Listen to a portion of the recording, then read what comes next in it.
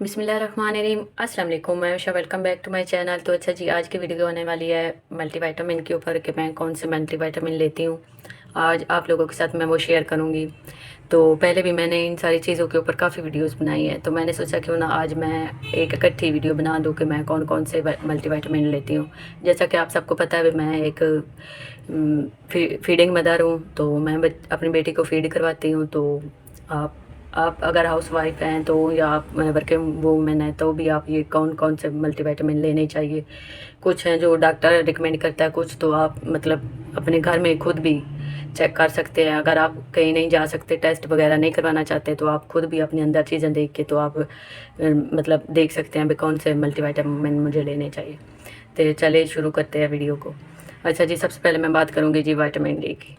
अच्छा, vitamin D की हम सब में बहुत ज़्यादा कमी होती है। पूरे पाकिस्तान में 99% लोगों में तो होती ही होती है, चाहे वो बच्चे हों, बड़ी उम्र के हों या जवान हों, सब में विटामिन डी की बहुत ज़्यादा कमी होती है। तो आपने विटामिन डी, अच्छा विटामिन डी और विटामिन डी 3 को ही विटामिन डी भी बोलते हैं। तो कुछ लोग कंफ्यूज हो जाते हैं भाई विटामिन डी क्या होता है और विटामिन डी और विटामिन डी 3 में क्या डिफरेंस है। तो विटामिन डी 3 को ही विटामिन डी बोलते हैं। और जब भी आप मल्टीविटामिन लें या कोई भी ले, तो किसी अच्छी मेडिकल स्टोर से लिया करें या फिर बड़ी फार्मेसी से, वहाँ से लिया करें, तो वहाँ अच्छी प्रोडक्ट होती है। अच्छा जी, ये सनी डी प्रो मैं लेती हूँ, ये 2000 IU है। और इसके अंदर जब भी आप विटामिन डी लें तो K2 के साथ ही लिया करें। खाली विटामिन डी का इतना फ़ायदा नहीं होता, तो साथ में K2 होना ज़रूरी है विटामिन डी के लिए। तो इसके अंदर 100 K2 है और 2000 IU है विटामिन डी। अच्छा जी, ये मैं लेती हूँ। ये मैं जब मैंने शुरू किया था तो तब मैं एक कैप्सूल रोज़ाना लेती थी, लेकिन अब मैं मतलब मुझे लेते हुए काफ़ी अर्सा हो गया, तो अब मैं एक दिन छोड़ के एक दिन बाद ले लेती हूँ। तो अच्छा, सबसे पहले विटामिन डी लेना आपने।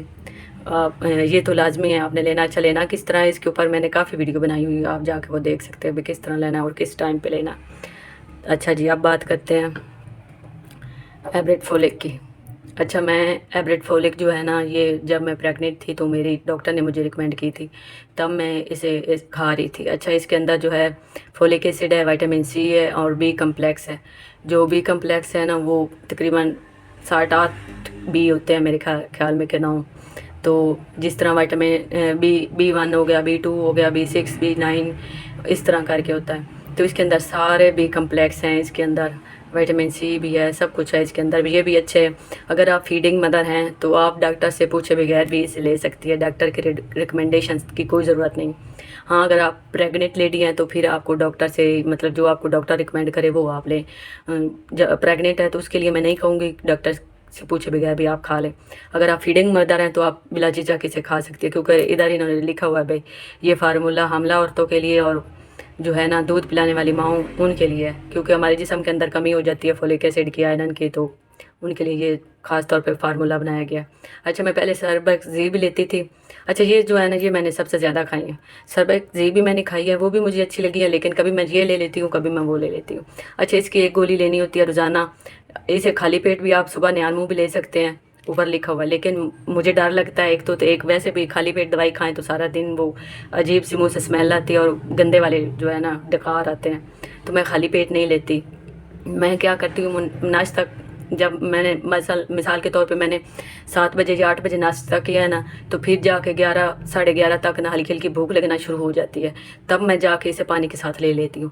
यानी कि ना मतलब बिल्कुल पेट खाली होता है और ना ही बिल्कुल भरा हुआ होता है, तब जाके मैं ये ले लेती हूँ।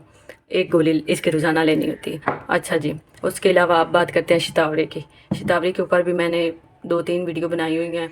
हार्मोलेंस ये जो है सेहत चावला का, इसके ऊपर मैंने बनाई हुई है। आप लेना चाहते हैं तो मतलब देखना चाहते हैं तो आप वो वीडियोस मेरी देख सकते हैं। पार्ट 1 भी है और पार्ट 2 भी है। पार्ट 2 जो है वो 6 मंथ इसे खाना होता है शतावरी को, तो वो 6 मंथ खाने के बाद तजर्बे वाला पार्ट 2 है शतावरी के बारे, तो आप मेरी वीडियो देख सकते हैं। अच्छा, इसे मैं क्या किस तरह खाती हूँ पहली वीडियो में मैं बता चुकी हूँ। इसको मैं हर रोज़ लेती हूँ। इसको मैं लेती हूँ 3 से 4 बजे या 5 बजे। आप रात को भी ले सकते हैं दूध के साथ। मैं इसे 4-5 बजे लेती हूँ, दही में मिक्स करके लेती हूँ, क्योंकि दूध के साथ लेने से ना मेरे गले में अटक जाती है तो मुझे थोड़ा मुश्किल होती है, तो मैं ना इसे दही में खा लेती हूँ मिक्स करके। 1 चम्मच में छोटे वाला टीस्पून जो है उसे मिक्स करके ना दही के अंदर, तो मैं ये खा लेती हूँ। अच्छा जी, کیونکہ دودھ پلانے والی جو مائیں ہوتی ہیں ان کے اندر بہت زیادہ کمزوری ہو جاتی ہے، پٹھوں میں کھچاؤ، نظر کمزور ہو جانا، بالوں کا گرنا، خون کی کمی کی وجہ سے، وٹامن ڈی کی کمی کی وجہ سے، اور بھی جسم کے اندر، کیونکہ جو فیڈنگ مدر ہوتی ہیں وہ ان کا بچہ جو ہوتا ہے وہ فیڈ کرتا ہے، تو یعنی وہ گرو کرتا ہے، اور ماں جو ہے نا وہ نڈھال ہونا شروع ہو جاتی ہے۔ تو اس لیے ہمیں اپنی غذا بھی اچھی کرنی چاہیے، یہ نہیں بھی سپلیمنٹ کے اوپر ہی ہم جو ہیں وہ رہ جائیں، نہیں غذا بھی اچھی کرنی چاہیے، جس کے لیے ہمیں انڈے کھانے چاہیے، گوشت کھانا چاہیے ہمیں، اور اس کے علاوہ سبزیاں، فروٹ وغیرہ اس طرح کی چیزیں کھانی چاہیے، ہفتے میں ایک بار مچھلی بھی کھانی چاہیے۔ مہنگائی بہت ہے جانتی ہوں میں، لیکن پھر کوشش کیا کرے جو آپ کے پاس اویل ہے وہ کھایا کریں، کیونکہ آپ صحت مند رہیں گی تو آپ کا گھرانہ بھی صحت مند رہے گا، اور جس بچے کو آپ پال رہی ہیں وہ بھی صحت مند ہوگا۔ تو اب بچوں کے ساتھ ساتھ اپنے ہسبینڈ کے ساتھ ساتھ اپنا بھی خیال رکھا کریں۔ اچھا جی، اس کے علاوہ میں یہ جو ہے بی وٹامن B12 ہے، اچھا جی، جتنے ہم میتھیکوبال بہت مشہور ہیں، میتھیکوبال کی ٹیکے اور ٹیبلٹ۔ ٹیکے تو میں نہیں لگواتی کیونکہ ٹیکے بہت زیادہ ڈیفیشنسی ہوتا ہے، اب لگتے ہیں، یا زیادہ تر جو بوڑھے افراد ہوں نہ انہیں زیادہ ہو جائے تو انہیں لگتے ہیں، تو یہ میں ٹیبلٹ لیتی ہوں۔ تو B12 کی میتھیکوبال کے نام سے بھی آتی ہیں اور بھی آتی ہیں، آپ میڈیکل اسٹور پہ جا کے ان سے پوچھ سکتی ہیں بھی میں نے B12 کی لینی ہے ٹیبلٹ تو کون سی والی اچھی ہے۔ اچھا یہ جو ہے نا، اگر خاص طور پہ آپ کے پٹھوں میں کھنچا ہوا ہے، آپ کی گردن جو ہے وہ کھچی کھچی رہتی ہے، اکڑی رہتی ہے، یا آپ کے کندھوں میں کھنچاؤ رہتا ہے، یا آپ کے مطلب پیٹھ پہ درد ہوتا ہے، جو بازو جہاں سے شروع ہوتے ہیں وہاں پہ درد رہتا ہے، تو آپ کے جو ہے نا گردن اکڑی رہتی ہے، تو آپ کو B12 کی جو ہے نا ڈیفیشنسی ہے، یا پھر آپ کے ناخن جو ہے وہ عجیب سے ٹوٹ جاتے ہیں یا عجیب قسم کے ہو گئے ہیں، پیلے پیلے سے ہو گئے ہیں، تو آپ یہ لے سکتے ہیں B12۔ اچھا یہ B12 جو ہے نا مجھے میری ڈاکٹر نے دی تھی، میرے پٹھوں میں کھنچاؤ رہتا تھا، تو یہ والی جو ہے اگر آپ کے پٹھوں میں کھنچاؤ رہتا بہت زیادہ شدید مسئلہ ہے تو آپ یہ لے سکتی ہیں۔ ایک گولی جو ہے نا آپ نے روزانہ، میں ایک گولی روزانہ لیتی ہوں۔ اس وقت جب مجھے زیادہ تھا مسئلہ تو مجھے ڈاکٹر نے صبح دوپہر شام ایک گولی مطلب بولی تھی بھی ایک گولی 3 ٹائم، لیکن اب میں جو ہوں نا اب میں ایک گولی لیتی ہوں، کیونکہ یہ جو ایبریٹ فولک میں لیتی ہوں نا، یہ جو ایبریٹ فولک میں لیتی ہوں اس کے اندر بھی B کمپلیکس ہے، تو اس لیے نا اب میں اس کی نا ایک گولی لیتی ہوں، میں زیادہ نہیں لیتی، تو اس کے اندر بھی ہے مطلب B12 ہے اس کے اندر بھی، تو اس لیے میں یہ ایک گولی لیتی ہوں۔ یہ آپ ڈاکٹر سے مشورہ کر لیں تو پھر لیں، اگر آپ کو لگتا ہے بھی آپ کو B12 کی کمی ہے، واقعی آپ کے گردن وغیرہ یا مسئلہ ہے پٹھوں میں کھنچاؤ کا، تو آپ پھر یہ لے سکتی ہیں۔ اچھا اس کے علاوہ، اچھا اس کے بعد یہ جو ہے نا ایویون وٹامن ای، فیڈنگ مدر ہوں تو ظاہری بات ہے بال بھی گر رہے ہیں اور سکن جو ہے نا وہ بھی خراب ہو رہی ہے، تو میں یہ وٹامن جو ہے نا ای، آپ کو جس طرح پتہ ہے بھائی یہ سکن کے لیے بہت اچھا ہوتا ہے، تو میں وٹامن ای جو ہے وہ میں سکن کے لیے خاص طور پہ کھاتی ہوں، جب مجھے لگے میری سکن ڈرائی ہو رہی ہے گرمیوں میں بھی اور عجیب سی رف سی ہو گئی سکن، تب میں یہ ایویون کا نا 400 والا یہ میں کھاتی ہوں۔ یہ تو آپ کو پتہ آسانی سے مل جاتا ہے، 50 روپے کے 60 روپے کا یہ ایک پتا مل جاتا ہے، تو یہ میں کھاتی ہوں۔ اچھا جی، ایک اب میں کھاتی کس طرح ہوں، وٹامن ڈی ایک دن دوپہر کھانے کے بعد، مطلب آپ نے اسے فیٹی چیز کے ساتھ کھانا ہوتا ہے، اگر تو آپ نے اس طرح کا سالن بنایا جو شوربے والا ہوتا ہے جس میں بہت زیادہ فیٹ ہے، تو آپ تب کھانے کے درمیان میں اسے لے کے اوپر سے پانی پی کے پھر کھانا مطلب کنٹینیو کر سکتے ہیں۔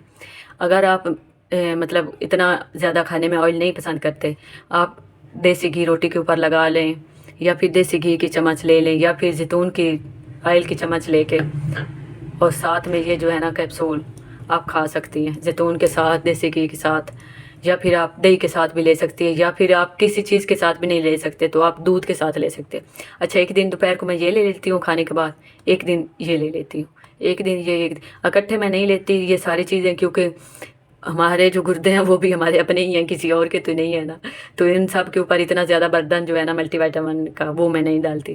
ایک دن یہ لے لیتی ہوں کیونکہ یہ سارے ہی ضروری ہیں، تو ہمیں دھوپ سے ماحولیاتی خرابی کی وجہ سے ہمیں دھوپ سے تو وٹامن ڈی لیتے نہیں ہیں، اور نہ ہی ہم دھوپ پہ نکلتے ہیں، تو وٹامن ڈی بھی ضروری ہے، اور سکن خراب کے لیے، نیل کے لیے، ہیئر کے لیے وٹامن ای بھی ضروری ہے، تو ایک دن وہ لے لیتی ہوں، ایک دن یہ لے لیتی ہوں، اور یہ دونوں یہ تو میں روزانہ ہی لیتی ہوں۔ اور یہ جو شتاوری ہے اسے بھی میں ایسے ہی کرتی ہوں، مطلب 15-20 دن لگاتار لے لیا، اس کے بعد پھر 5-10 دن میں چھوڑ دیتی ہوں، چھوڑنے کے بعد پھر میں مطلب شروع کر لیتی ہوں یہ ساری چیزیں۔ تو آپ بھی اس طرح کیا کریں، لگاتار آپ کوئی بھی ملٹی وائٹامن نہ کھایا کریں۔ امید کرتی ہوں آپ کو ویڈیو پسند آئی ہوگی، اگر پسند ہے تو پلیز لائک کرنا، شیئر کرنا اور سبسکرائب کرنا۔ میں ملوں گی آپ کو اگلی ویڈیو میں، تب تک کے لیے اللہ حافظ۔